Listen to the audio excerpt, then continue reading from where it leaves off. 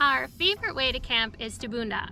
There's a different kind of freedom you get when you're away from it all and lost in nature. But boondocking takes a lot of work. So here are some tips to prepare and to make the most of these dispersed campsites.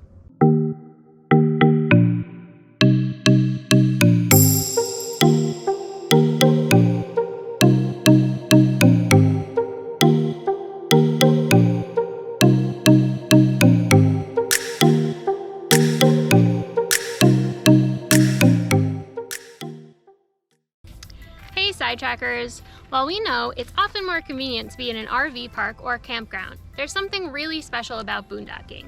These sites are secluded, quiet, and surrounded with beautiful views.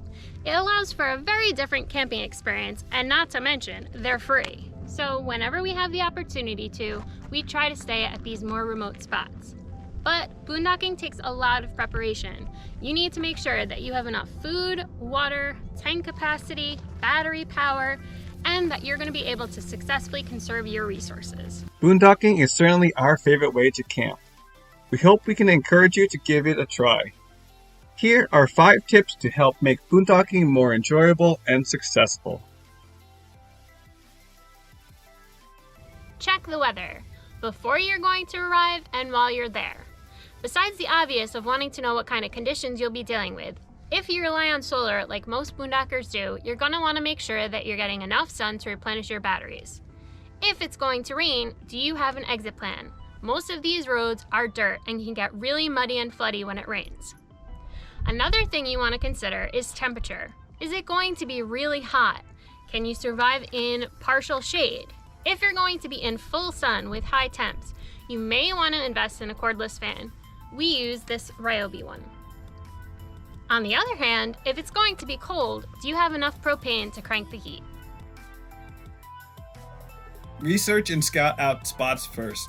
We read reviews of multiple sites, paying particularly close attention to the road conditions as they can be tough. Most of them are dirt and gravel, and often are very bumpy with a lot of dips and ruts. We take in the Jeep first. This way, we know if there's a problem and get a better feel whether it's safe or not to take Wanda in. Food and water prep. Try to prep as much food as you can beforehand to eliminate the need for washing a ton of dishes. We still cook a little while we're out, but we try to pre-cook what we can. Cut up fruits and vegetables, have easy dishes we can eat cold, and prep meals we can just throw in the oven. Eliminating cutting boards, plates, utensils, and dishes goes a long way in helping to conserve water. We don't have a particularly large freshwater tank, so in addition to filling that, we also fill an extra portable 5-gallon water jug, plus about 4 or 5 reusable water bottles and the pet water bowls before heading out.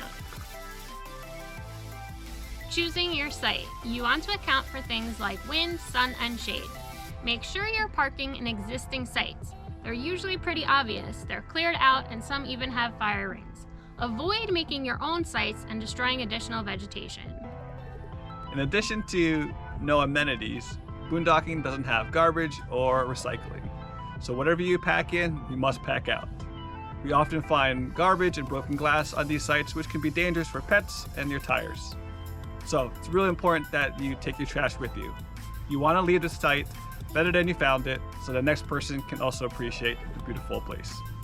Lastly, we like to pick sites that are secluded, but that still give us a viewpoint of the main road in and some other campers in the distance. That way, if there's an emergency or something going on, we're aware of it pretty quickly. Conserving resources. The length of how long you boondock really depends on how well you manage your resources. Things like battery, water, propane, food, fuel for your generators, gray and black tanks are limited because you're in the middle of nowhere without any amenities.